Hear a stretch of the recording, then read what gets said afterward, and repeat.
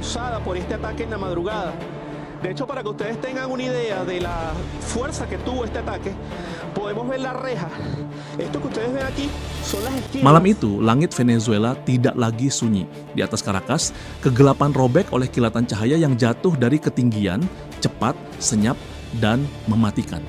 Serangan Amerika Serikat dimulai tanpa peringatan, menandai babak baru dalam konflik yang selama ini hanya bergetar di balik diplomasi dan ancaman. Targetnya jelas, jantung pertahanan udara Venezuela.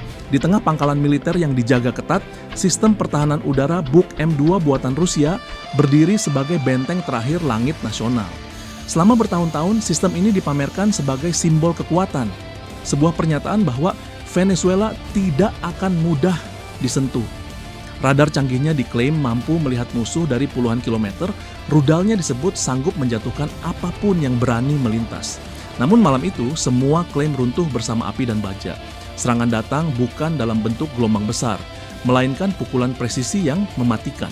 Sinyal radar mendadak kacau, layar pemantau membeku. Operator Buk M2 hanya menyaksikan indikator berubah menjadi kebisingan tanpa makna. Sistem itu dibutakan sebelum sempat melawan.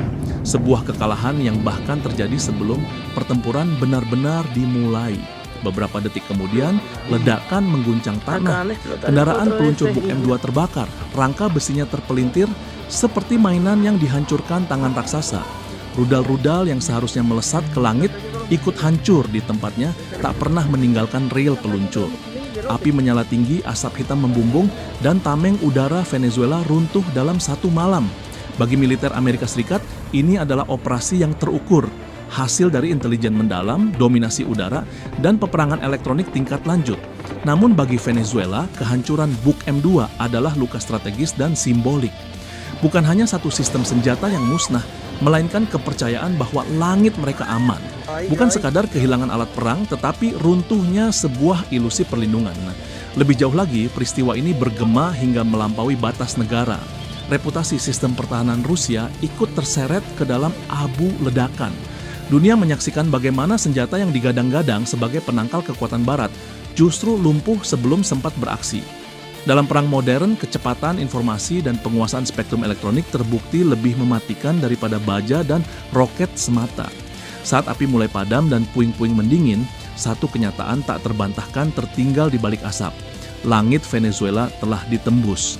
Dan sejak malam itu, setiap deru pesawat di kejauhan bukan lagi sekadar suara, melainkan pengingat bahwa supremasi udara telah berpindah tangan. Buat Amerika, ini cuma satu tahap dari operasi besar. Target dicapai, risiko minimal, lalu lanjut ke sasaran berikutnya. Dingin, profesional, nggak ada emosi. Tapi buat Venezuela, ini tamparan keras.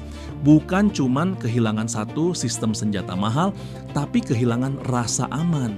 Kalau Buk M2 aja bisa dilumpuhkan secepat itu, apalagi yang bisa diandalkan? Efeknya juga nggak berhenti di Venezuela. Dunia ngelihat. Analis militer mulai ribut, nama Rusia ikut disorot. Sistem pertahanan yang selama ini dipromosikan sebagai penangkal Barat ternyata bisa dibuat buta duluan. Di era sekarang, bukan siapa yang punya misil paling besar yang menang, tapi siapa yang nguasain informasi, sinyal, dan timing. Saat malam makin sunyi dan api mulai padam, satu hal jadi jelas. Langit Venezuela udah nggak sepenuhnya aman.